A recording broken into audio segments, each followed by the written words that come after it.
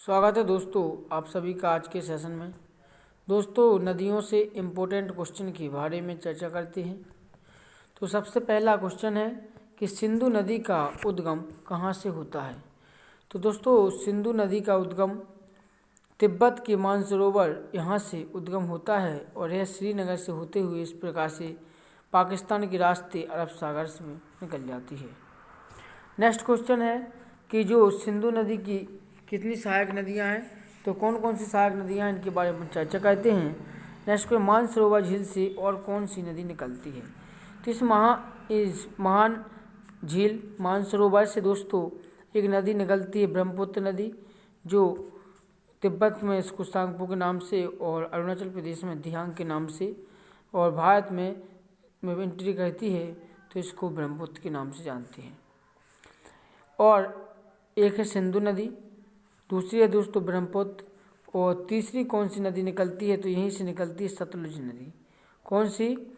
सतलुज नदी, कि जो कि यहाँ से निकलती हुई आपको दिख रही है, इसमें सतलुज नदी। सतलुज नदी के साथ और कौन सी है, तो तीन नदियाँ प्रमुख नदियाँ हैं जो यहाँ से निकलती हैं, सिंधु, ब्रह्मपुत्र और सतलुज। नेक्स्ट क्वेश्चन है कि सिंधु नदी जल समझौता के अनुसार कौन सी नदी पाकिस्तान द्वारा शासित नहीं है, यानी पाकिस्तान के द्वारा शासित नहीं है, वह कौन सी नदी है। तो दोस्तों वह सिंधु के बाद निकलने वाली झेलम नदी है जो पाकिस्तान के द्वारा शासित नहीं है और पाकिस्तान में इसको क्या है, इसका पानी बंटवारा है। नेक्स्ट क्वेश्चन है कि सिंधु नदी की सबसे बड़ी सहायक नदी कौन सी है। तो सिंधु नदी की सबसे बड़ी सहायक नदी के रूप में भी आती है तो झेलम नदी ही आती है। सिंधु नदी दिखाई दे रही है आपको, और ये दूसरी नदी है जो झेलम है, जो सबसे बड़ी सहायक नदी है। किसकी है, तो सिंधु नदी की है। नेक्स्ट क्वेश्चन है कि मानस नदी किस नदी की सहायक नदी है। तो मानस नदी किस नदी की सहायक है, तो ये मानस नदी तो दोस्तों अपनी ब्रह्मपुत्र नदी जा रही है, जिसकी सहायक नदी मानस हो जाएगी, जो असम में मानस राष्ट्रीय उद्यान भी स्थित इसी पर है। नेक्स्ट क्वेश्चन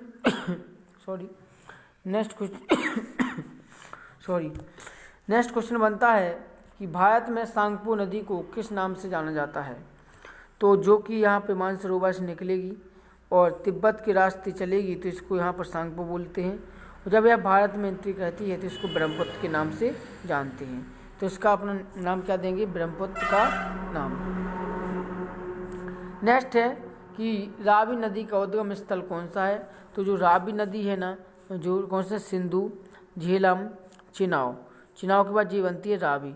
रावी नदी का जो उद्गम है दोस्तों, ये उत्तराखंड के रोहतांग दर्रा से स्थित दोस्तों इसका उद्गम स्थान है, जहाँ से ये नदी यहाँ के क्षेत्र से निकलती है। नेक्स्ट क्वेश्चन है कि अरुणाचल प्रदेश में प्रवेश करने के बाद ब्रह्मपुत्र नदी का नाम क्या हो जाता है। जब यह नदी अरुणाचल प्रदेश में, कहाँ पर दोस्तों, अरुणाचल प्रदेश में प्रवेश कर जाती है तो फिर इसको किस नाम से जानते हैं। जैसे कि आप यहाँ पर देख रहे हैं इस नदी की आकृति, जब इस प्रकार से यहाँ पर अरुणाचल प्रदेश में प्रवेश करती है तो इसको दियांग के नाम से अरुणाचल प्रदेश में जाना जाता है।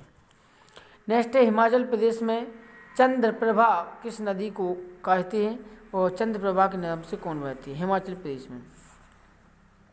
तो जैसे ये सिंधु है, ये झेलम, रावी, चिनाव। तो दोस्तों चिनाव नदी को, कौन सी, चिनाव नदी को दोस्तों हिमाचल प्रदेश में चंद्रप्रभा के नाम से जानते हैं।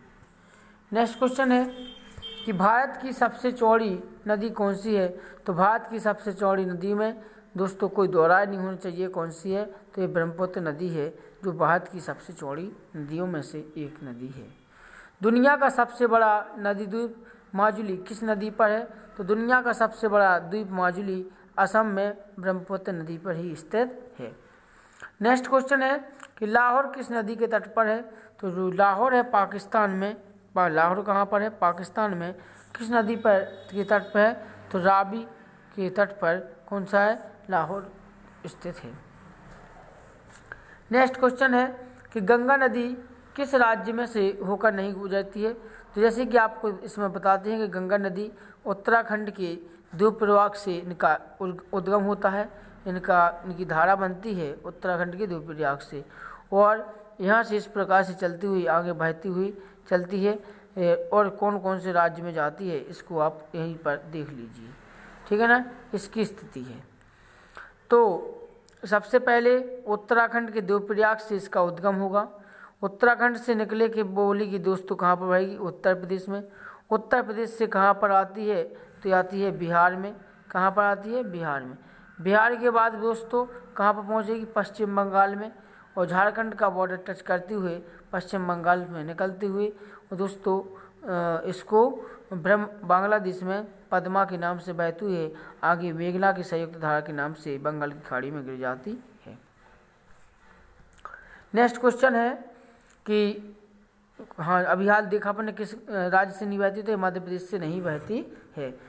अब नेक्स्ट क्वेश्चन कि कालिंदी नदी का दूसरा नाम क्या है? कौन सी कालिंदी नदी का दूसरा नाम क्या है? तो दोस्तों कालिंदी नदी का दूसरा नाम है यमुना, जो कि आप यमुना नदी यमुनोत्री से निकलती है उत्तराखंड में ही, और भारत की सबसे बड़ी और सबसे लंबी सहायक नदी के रूप में है, और जिसको दोस्तों कालिंदी के नाम से जाना जाता है। नेक्स्ट क्वेश्चन है कि केन नदी किसकी सहायक नदी है? तो केन नदी दोस्तों गंगा नदी की सहायक नदी केन नदी है। नेक्स्ट क्वेश्चन है गंगा में मिलने वाली नदी जिसका उद्गम अमरकंटक में है, वह कौन सी नदी है? उस नदी का नाम बताइए दोस्तों जिसका उद्गम अमरकंटक से होता है। अमरकंटक इन सतपुड़ा विंध्याचल की जो पर्वत श्रेणियों का नाम है, दोनों की संयुक्त का अमरकंटक, जहाँ से कौन सी नर्मदा और तापी और सोन नदी की निकलती है, जो कि कहाँ पर गिरती है? गंगा नदी में इसका दोस्तों मिलन होता है। नेक्स्ट क्वेश्चन है कि अलकनंदा के साथ वह कौन सी नदी है जिसका संगम रुद्रप्रयाग में बनता है? तो अलकनंदा के साथ बहने वाली, जब मैं आपको उत्तराखंड का मैप बता रहा था तो तब आपको बताया था कि लगभग 5 नदियों के संगम से, यहाँ पर 5 नदियों के संगम से मिला हुआ नदी का नाम है, जिसका नाम है क्या है? तो गंगा। उसे वहीं पर था रुद्रप्रयाग। तो रुद्रप्रयाग किसके साथ मिलती थी? तो रुद्रप्रयाग जिसे रुद्रप्रयाग का मिलना होता है मंदाकिनी नदी के साथ मिलते हुए आगे बहती है और गंगा की संयुक्त धारा बनती है। नेक्स्ट क्वेश्चन है कि दामोदर नदी कहाँ से निकलती है? तो दामोदर नदी दोस्तों झारखंड और छोटा नागपुर के पठार से निकलेगी। यहाँ से दामोदर नदी, कौन सी दामोदर नदी? ये निकल रही है दामोदर नदी, जो कि पश्चिम बंगाल में गिरेगी। नेक्स्ट है गंगा नदी को बांग्लादेश में किस नाम से जानते हैं? तो बताया आपको पद्मा के नाम से जानते हैं। नेक्स्ट है बंगाल का शोक किस नदी को कहते हैं? तो बंगाल का शोक कौन सी नदी को? बंगाल। जैसे कि आपको यहाँ पर मैप में शो दिख रहा होगा कि बंगाल यानी पश्चिम बंगाल। पश्चिम बंगाल किस नदी का शोक होता है? तो पश्चिम बंगाल को दामोदर नदी का शोक, किसका दोस्तों? दामोदर, जो झारखंड से निकलती है, इसका शोक है किसको? बंगाल को शोक कहते हैं। जबकि बिहार का शोक किस नदी को कहते हैं? तो बिहार का शोक दोस्तों कोसी नदी को कहते हैं, जो कि नेपाल से आती हुई बिहार में दोस्तों एंट्री करती है। नेक्स्ट क्वेश्चन है कि यमुना नदी का उद्गम अन्य किसके नाम से जानते हो? आपकी देखा कालिंदी नदी की। ये प्रमुख भारत की नदियाँ थीं जिनसे इम्पोर्टेंट क्वेश्चन जो बनते आपको इस सेशन में बताया है दोस्तों। जय हिंद दोस्तों, थैंक यू।